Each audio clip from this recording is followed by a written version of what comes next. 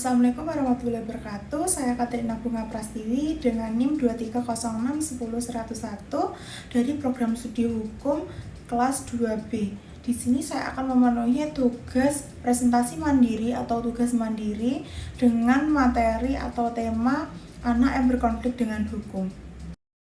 Definisi anak. Anak adalah seseorang yang belum mencapai usia 18 tahun, termasuk anak yang masih dalam kandungan dan belum pernah menikah. Kemudian definisi anak yang berkonflik dengan hukum. Anak yang berkonflik dengan hukum adalah istilah yang digunakan untuk menggambarkan anak-anak yang melakukan tindak pidana. Menurut Undang-Undang Sistem Peradilan Pidana Anak, anak yang berkonflik dengan hukum adalah anak yang telah berumur 12 tahun tetapi belum berumur 18 tahun yang diduga melakukan tindak pidana.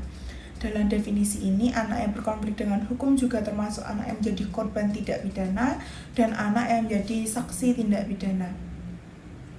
Kemudian ditegaskan dalam pasal 1 ayat 2 Undang-Undang Nomor 11 Tahun 2012 tentang Sistem Peradilan Pidana Anak yang menjelaskan bahwa anak yang berkonflik dengan hukum adalah anak yang menjadi korban tindak pidana dan anak yang menjadi saksi tindak pidana. Dalam proses peradilan, anak yang berkonflik dengan hukum harus didampingi oleh orang tua atau wali dan pihak terkait lainnya, serta dilakukan perlindungan khusus untuk menghindari stigmatisasi yang memastikan hak-hak anak terpenuhi. Perlindungan ini mencakup aspek psikologis, sosial, dan hukum, serta mempertimbangkan dampaknya terhadap lingkungan dan diri anak sendiri. Kemudian, dasar hukum anak yang berkonflik dengan hukum adalah Undang-Undang Republik Indonesia Nomor 11 Tahun 2012 tentang Sistem Peradilan Pidana Anak.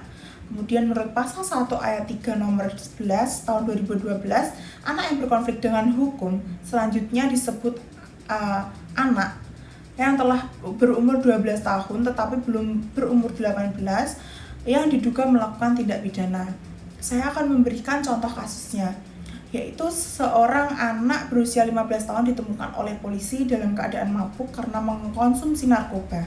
Anak tersebut kemudian diadili karena mengkonsumsi narkoba dan dikenai hukuman penjara. Dalam kasus ini, anak tersebut berkonflik dengan hukum karena tidak dapat dijamin keselamatan dan kesehatannya, serta tidak dapat dijamin hak-haknya sebagai korban narkoba.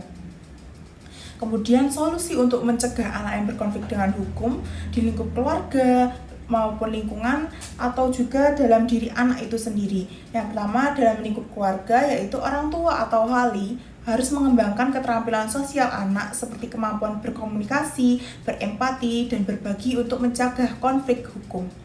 Kemudian dalam lingkungan masyarakat, dalam lingkungan yang seimbang dan aman dapat membantu mencegah anak melakukan tindak pidana dan menghindari konflik hukum seperti mengikuti organisasi di desa atau mengikuti sosialisasi kegiatan yang ada di desa.